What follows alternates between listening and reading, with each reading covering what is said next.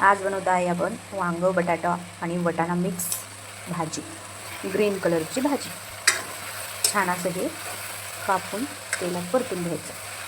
5 मिनिटं याला परतून घ्यायचं। वांग्याचा कलर असा लाल होईपर्यंत। तर झालं हे काढून। आता आपण इथं हिरवी मिरची, शेंगदाणे आणि कोथिंबीर, लसूण, जिरं याचं वाटण केलेलं आहे। हे वाटण आता आपण याच्यात टाकून घेणार आहोत। वाटण आपण नंतर टाकायचं। वांग बटाटा फ्राय केल्यानंतर आपण याच्यात वाटण टाकून घ्यायचं। वाटण टाकल्यानंतर छान असं एकजीव करायचं, मिक्स करून घ्यायचं। छान याला असं परतून घ्यायचं। बघा तुम्ही, एवढी छान लागते ना ही भाजी, तर तुम्हाला काय सांगू, खूपच मस्त लागते आणि टेस्टी लागते। माझ्या घरच्यांना ही भाजी खूप आवडते। माझ्या हाताची अशी भाजी त्यांना खूप आवडते। त्याच्यामुळे मी आज काहीतरी नवीन केलं आहे। त्याच्यामध्ये मी वाटाणा टाकलेला आहे, कारण अवेलेबल होता वाटाणा, सो मग म्हटलं वाटाणा टाकून घेते, तेवढी चव वाढेल भाजीची। तर छान असं हे आपण आता बघा, याला मस्त असं तेल सुटलेलं आहे, बघू शकता तुम्ही, तेल सुटलेलं आहे। त्याच्यानंतर आपल्याला याच्यात पाणी टाकून घ्यायचं आहे। तर बघा, फुल गॅसवर आपण हे छान असं परतून घ्यायचं। 5-10 मिनटं याला असं परतून घ्यायचं एकसारखं।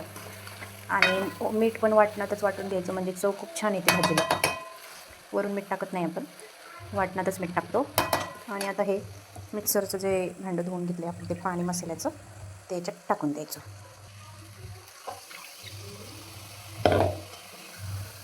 छान असं एकजीव करायचं, कालून घ्यायचं याला। आणि बारीक गॅसवर छान प्रकारे अशी भाजी ही शिजू द्यायची। बटाटा आणि वांग हे छान प्रकारे असं शिजलं पाहिजे। मीडियम गॅसवरती याला होऊ द्यायचं। 15 ते 20 मिनटात आपली ही भाजी शिजून तयार होईल। ओके, थोडं झाकण ठेवायचं आणि भाजी शिजून झाली की रेडी आहे तुमची वांग्याची भाजी। बघू शकता तुम्ही, छान प्रकारे अशी उकळी आपल्या भाजीला आली आहे। भाकरी बरोबर किंवा चपाती बरोबर खूपच छान लागते ही भाजी, काला मोडून खायची।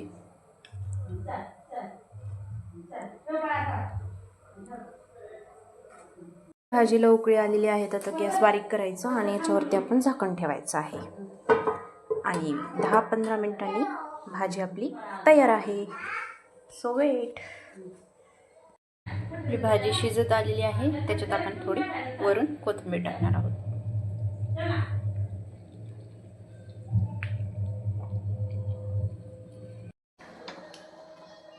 तर बघा, तयार आहे आपली मस्तपैकी अशी वांग्याची भाजी।